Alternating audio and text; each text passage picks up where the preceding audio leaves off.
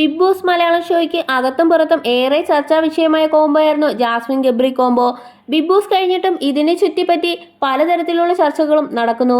അഭിമുഖങ്ങൾ നടക്കുമ്പോഴും അല്ലായ്പ്പോഴും മറ്റും താരങ്ങളോട് ആളുകൾ ചോദിക്കാറുള്ളത് ജാസ്മിൻ ഗബ്രി കോംബോയെക്കുറിച്ചാണ്.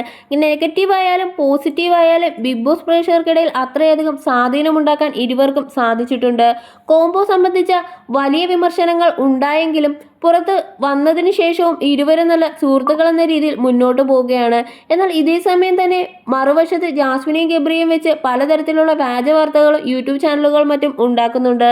ജാസ്മിനെയും ഗബ്രിയെയും വെച്ച് വന്ന വ്യാജ വാർത്തകളിൽ ഒന്നായിരുന്നു ഇരുവരും രാത്രി ബൈക്ക് റൈഡിന് പോയി എന്നത്.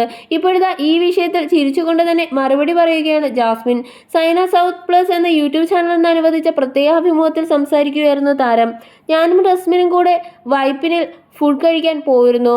അവളുടെ മുഖം കാണിക്കുന്ന ഒരു സ്റ്റോറിയും അതോടൊപ്പം തന്നെ റസ്മിൻ ബുള്ളറ്റ് ഓടിക്കുന്ന വീഡിയോയുമാണ് ഞാൻ സ്റ്റോറി ഇട്ടത്. എന്നാൽ അതൊരു പേജ് എടുത്തിരിക്കുന്നത് ഞാൻ ഗബ്രിയുടെ കൂടെ ബൈക്കിൽ പോകുന്ന എന്ന തരത്തിലുള്ള വാർത്തകളാണ്. ഗബ്രിയുടെ കൂടെ ബൈക്കിൽ യാത്ര ചെയ്തതെന്നും പറഞ്ഞ് ആരെങ്കിലും ഒരു സ്റ്റോറി ഇട്ടാൽ എനിക്ക് ഒന്നുമില്ല. ബൈക്കാണെങ്കിലും കാറാണെങ്കിലും ശരി, ഗബ്രിയുമായി സഞ്ചരിച്ചു എന്ന് പറയുന്നതിൽ എനിക്ക് പ്രത്യേകിച്ച് ആക്ഷേപമോ അധിക്ഷേപമോ ഇല്ല. ഒരു മനുഷ്യന്റെ കൂടെ വണ്ടിയിൽ കയറുന്നതിന് ഇങ്ങനെ വന്ന് പറയാനൊന്നുമില്ല. പക്ഷെ ഞാൻ റസ്മിന്റെ കൂടെ യാത്ര ചെയ്തതിനെ ഇങ്ങനെ വളച്ചൊടിക്കുന്നതിൽ എനിക്ക് പ്രശ്നമുള്ളൂ.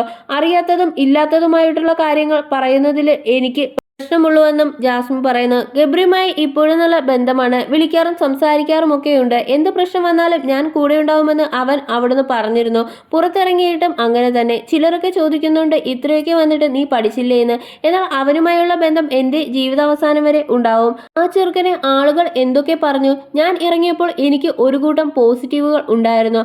അവൻ ഇറങ്ങിയപ്പോൾ അങ്ങനെയൊന്നുമല്ലായിരുന്നു സാഹചര്യങ്ങൾ. എന്നിട്ടും അവൻ എവിടെയും എന്നെ ഇട്ടുകൊടുത്തിട്ടില്ലല്ലോ. ഇത്രയും ആളുകൾ അതും ഇതും പറഞ്ഞിട്ട് എനിക്കൊരു കൈ തരുന്ന ആ പയ്യന്റെ അടുത്ത് ഞാൻ എന്തിന് മിണ്ടാതിരിക്കണം? ഞങ്ങൾക്കിടയിൽ എന്താണ് എന്നുള്ളത് മാത്രം ഞാൻ നോക്കിയാൽ പോരെ എന്നും ജാസ്മിൻ ചോദിക്കുന്നു.